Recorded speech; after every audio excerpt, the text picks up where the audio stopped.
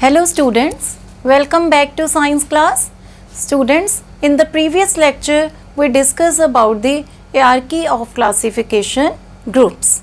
The three scientists divided the living organisms into 5 kingdoms that were Monera, Protista, Fungi, Plantae and Animalia. Right students, today in this lecture we are going to discuss about the main features of two kingdoms, that is kingdom Monera and kingdom Protista. Now students, first there is kingdom Monera. Now the organisms in the kingdom Monera have some specific features that they don't have a well defined nucleus or organelles. Right students, the first point is that they don't have a well defined nucleus or organelles. Second, they show diversity in many characters, right? They show diversity in many characters, like some organisms of Monera have cell wall and some do not have cell wall, right? Some organisms have cell wall of the Monera kingdom and some do not have cell wall. And second diversity is about the mode of nutrition. Some organisms manufacture or synthesizes their own food and some organisms take the food from the environment. So for this reason some organisms are autotrophic, that they are making their own food, and some are heterotrophic, that they take the food from the environment. Example is bacteria, here it is shown, blue-green algae, cyanobacteria and mycoplasma. So these are the features of the kingdom Monera. I repeat, the organisms of the Monera don't have a well-defined nucleus or organelles and they don't have a multi-shaped bodies. They show diversity in many characters, like some organisms have cell wall and some do not have cell wall.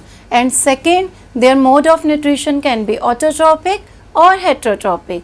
And example of this category, this kingdom is bacteria, blue-green algae, cyanobacteria and mycoplasma. Now this second kingdom we are going to discuss is Protista. The organisms belonging to the kingdom Protista are mostly unicellular eukaryotic organisms. What are these organisms? What type of these organisms are there in kingdom Protista? There are unicellular eukaryotic organisms. Some have body appendages, like they have hair-like cilia or whip-like flagella to move around. Like here they are shown, they have hair-like cilia or whip-like flagella to move around. Example is algae, diatoms and protozoans. Their mode of nutrition also varies. It can be autotrophic or it can be heterotrophic. Examples are shown here, figures of amoeba and paramecium are shown. They belong to the kingdom Protista. I repeat the features of the kingdom Protista. They are unicellular eukaryotic organisms this kingdom contains, and some of them have used body appendages, like they have hair-like cilia or whip-like flagella to move around, and their mode of nutrition can be autotrophic or heterotrophic, like the kingdom Monera, and example is algae, diatoms and the protozoans. So student, that's all about the features of the kingdom Monera and Protista. In the next kingdom, students, is kingdom Fungi. We discussed about the kingdom Monera and Protista. The third kingdom is kingdom Fungi. The organisms are of what type in kingdom Fungi? There are heterotrophic eukaryotic organisms which belong to the kingdom Fungi. Some of them use decaying organic material as food.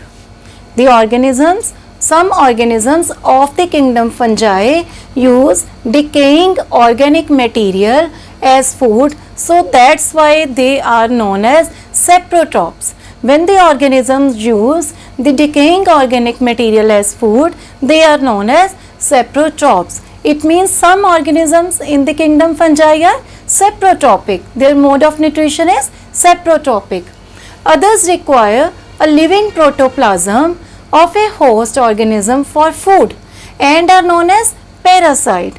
So the mode of nutrition in the fungi can be saprotropic or parasitic, because some organisms require a living protoplasm of the host organism as a food. Many of them have capacity to become multicellular organisms at certain stages in their lives, right students? And their cell walls made up of tough complex sugar known as chitin, right students? Cell wall is made up of tough complex sugar known as chitin in the organisms of fungi. The example is yeast, molds and mushrooms. They all belong to the kingdom fungi. As we know that yeast, molds and mushroom are the parts of the fungi, some of the organisms of this kingdom are edible and some are also used. Some mushrooms are edible and some are also used for making medicines. Now the next feature of these species is some fungal species live in permanent mutual dependent relationship with blue-green algae, right students?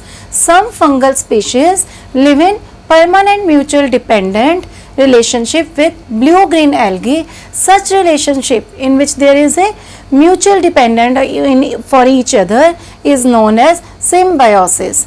So these organisms are also symbiotic. Some of these organisms are also symbiotic. These symbiotic life forms are known as lichens. What are these known as? Lichen. So these are the few features of the organisms of the kingdom fungi. They are heterotrophic eukaryotic organisms. Their mode of nutrition can be saprotropic or parasitic, and they can become multicellular organisms at certain stages of their life. Their cell wall is made up of complex sugar known as chitin, and their example is yeast, molds and mushroom. And some fungal species are symbiotic because they live in mutual relationship between the blue-green algae, and these symbiotic life forms are known as the lichens. So students, we have discussed about the features of the three kingdoms, Protista, Monera and the fungi, and in the next lecture we will discuss about the kingdom Plantae and Animalia. That's all for today's lecture. Thank you, take care, have a good day.